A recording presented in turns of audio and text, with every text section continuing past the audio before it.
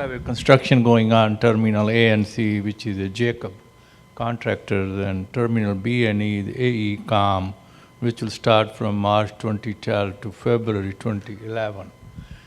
They are still under contract doing the construction right now, March 2010 to February 2011. The two contractors that you've identified are design consultants. Jacobs is doing the design for A and C. AECOM is doing B and E. Right, they are design consultant. They are design consultants, construction contractors on Balfour Beatty, who will do the initial construction on A as well as C in Manhattan, which will do Are you getting rid of the existing concession the people have? They will be terminated. There are some of them you have already.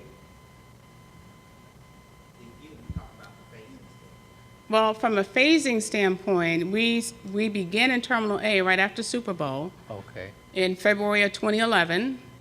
That from gates, let's say from gates A1 through A17 is going to be down, and we'll start the construction process in regards to the terminal development program.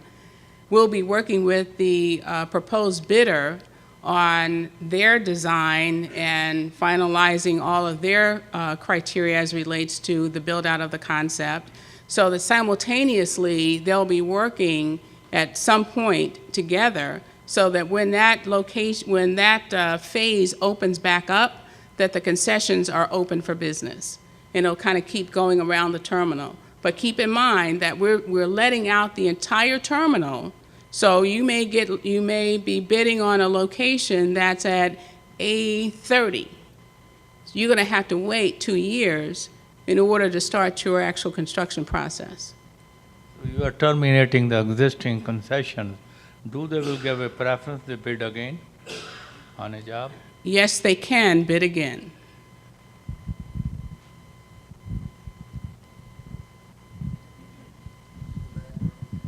Oh, somebody's in the back, and then somebody's over here.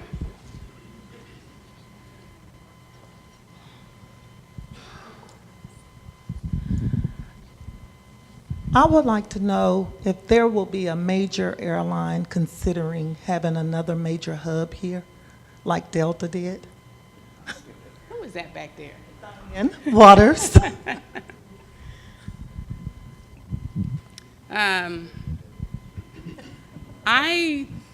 In regards to major airlines, certainly our airline development department, real estate department is always looking for airline partners. But I can't tell you today if they have solidified any deal with anyone.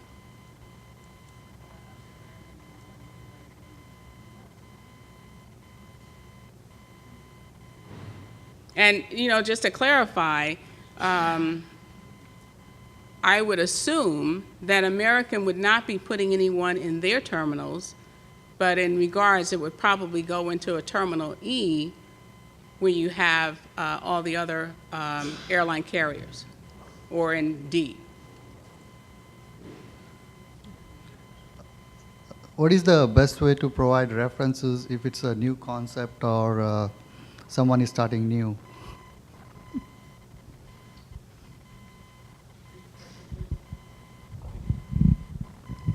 The best way to provide references? References?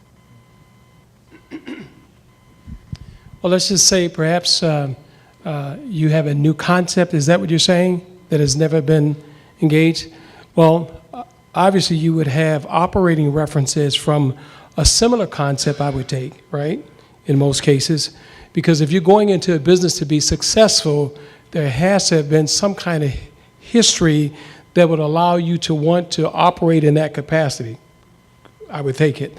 So then you would have to reach back to some of those particular references that would allow you to qualify your experience from an operator standpoint, and that will allow us to be able to make a fair assessment at that particular time. I think Roger was next.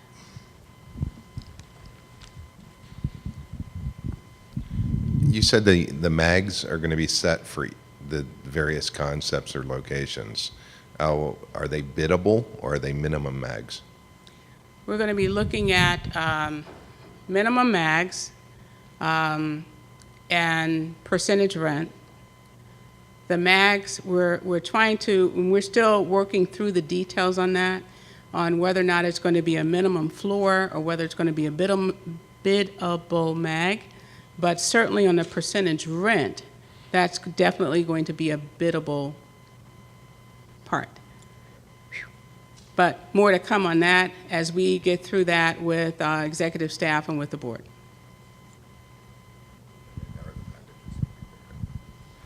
Are the packages going to be what? How are the packages going to be broken up? The packages are going to be broken up so that a single proposer would be able to participate, as well as what we are calling primes, those that are looking for multiple locations. So, and we're trying to break the packages in such a way that they're desirable for each group. So I think that the team has done a really good job in regards to trying to make sure they're equitable.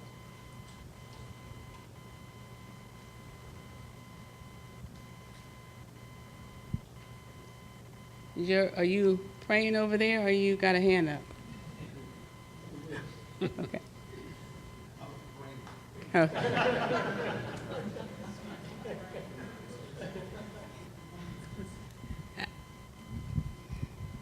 was just wondering, how many spaces are available total?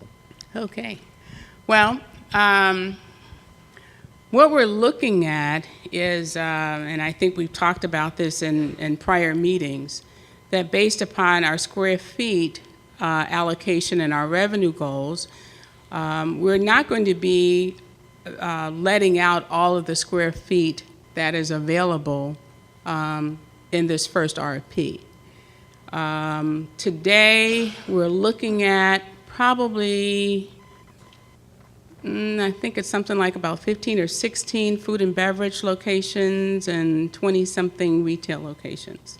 And when I say retail, that also includes convenience retail.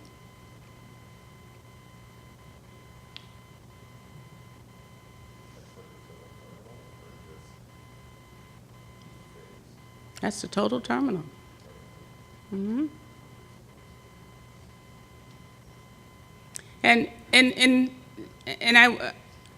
I would venture to say that today we've got a lot of, when you look at the total locations side by side, it's really, we probably have less locations going into the new terminal development phase than we do today. And that's because we've kind of listened to our existing concessionaires in regards to space constraints. And we've tried as much as we could. You know, every meeting we had to work with our other stakeholders because it's just concessions, but there's also the airline partners that pay a lot of the freight in regards to space. So we go back and forth in regards to, can I have 200 more square feet over here, and et cetera. But the locations, by and large, are going to be larger, and they'll be fewer. And we're taking a look at what has been successful in regards to Terminal D in integrating like cafe seating and what they call revenue seating, so that it allows for the passenger to watch people. We've seen that locations that have that kind of cafe seating opportunity, that they actually do generate more sales. People do stay a little bit longer, they'll buy an extra drink, et cetera. So we're looking at ways in which that we can provide that kind of experience. You said 15 food and beverage per terminal. So today in Terminal A, is that on top of the existing or total 15 including the existing food and beverage? There's probably about 22, 23 food and beverage locations. Some of those locations, just based on where they are, not being interrupted by the terminal development program, will stay. The net of that is 15 locations that would be out for request for proposal. So it'd be additional 15 on top of what is there today? Yes, after some are being relocated or whatever the case. right. Thank you.